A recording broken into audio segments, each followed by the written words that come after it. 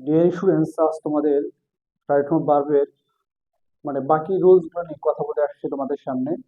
আমরা কয়েকটি রুলস নিয়ে আজকে আলাপ আলোচনা করবো তোমাদের সঙ্গে। অবশ্যই ভিডিওটি তোমরা অবশ্যই শুরু থেকে শেষ পর্যন্ত ভালোভাবে দেখার চেষ্টা করবে। অবশ্যই গুরুত্বপূর্ণ রুলস নিয়ে কথা বলতে আসছি তোমাদের সামনে।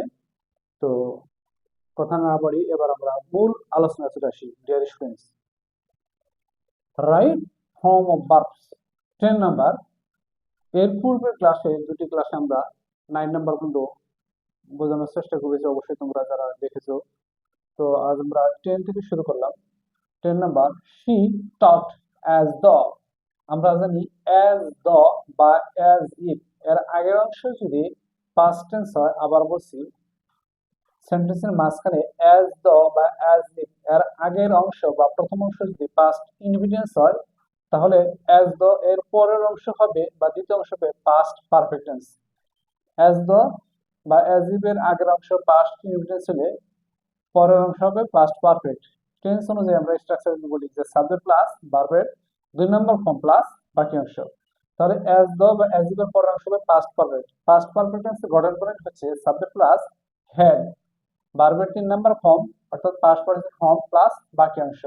তাহলে অ্যাজ দর আগের অংশ বা প্রথম অংশ পাস্ট ইনডিফিনিট টেন্স হলে অ্যাজ দ বা অ্যাজ ইফ এর পরের অংশ হবে past perfect tense. Dear students, এবার আমরা চলে আসি 11 number. Many years passed since he went there. আমরা জানি যে সিন্স এর আগের অংশ প্রেজেন্ট ইনফিনিট বা প্রেজেন্ট পারফেক্ট টেন্স হলে সিন্স এর পরের অংশ হবে পাস্ট ইনফিনিট। আবার বলছি, সিন্স এর আগের অংশ যদি প্রেজেন্ট ইনফিনিট বা প্রেজেন্ট পারফেক্ট টেন্স হয়, তাহলে সিন্স এর পরের অংশ হবে পাস্ট ইনফিনিট। সিন্স এর আগের অংশ হচ্ছে পাস্ট ইনফিনিট। তাহলে অবশ্যই সিন্স এর আগের অংশ হচ্ছে এখানে প্রেজেন্ট ইনফিনিট। তাহলে সিন্স এর পরের অংশ হবে পাস্ট ইনডিফিনিট। পাস্ট ইনডিফিনিটের স্ট্রাকচার হচ্ছে সাবজেক্ট প্লাস ভার্বের 2 নম্বর ফর্ম প্লাস বাকি অংশ। আর সিন্স এর আগের অংশ হচ্ছে পাস্ট, সিন্স এর আগের অংশ হচ্ছে present, present indefinite. Many years subject, এখানে পাস হচ্ছে এখানে ভার্বের বেস ফর্ম। তাহলে সিন্স এর আগের অংশ হচ্ছে এখানে প্রেজেন্ট ইনডিফিনিট আর সিন্স এর পরের অংশ হচ্ছে পাস্ট ইনডিফিনিট। এবার আমরা চলে আসি 12 number. Many years passed since I had come here. Since এর আগের অংশ যদি past indefinite হয়, since এর আগের অংশ যদি past indefinite হয়, তাহলে since এর পরের অংশ হবে past perfect। আবার বলছি, since এর আগের অংশ past indefinite, many years subject past verb 2 নম্বর ফর্ম, তাহলে past indefinite। তাহলে since এর পরের অংশ হবে past perfect। স্ট্রাকচার হবে সাবজেক্ট প্লাস had, ভার্বের 3 নম্বর ফর্ম প্লাস বাকি অংশ। এবার চলে আসছি আমরা 13 নাম্বার। ইন্ট্রোডাক্টরি দেয়ার ব্যবহার। আমরা জানি ইন্ট্রোডাক্টরি দেয়ার দ্বারা যে কোনো সেন্টেন্স শুরু হয়, এই সেন্টেন্সে যদি ভার্বের পরে যদি আমরা দেখি, ক্রিয়াপদের পরে যদি আমরা দেখি যে প্লুরাল ফর্ম বা বহুবচন, সেই ক্ষেত্রে আমাদের এখানে টু বি ভার্ব হিসেবে এখানে আর হবে বা ওয়ার হবে টেন্স অনুযায়ী। যেহেতু এটা প্রেজেন্ট ইনডিফিনিট, এই জন্য এখানে আমরা আর লিখছি।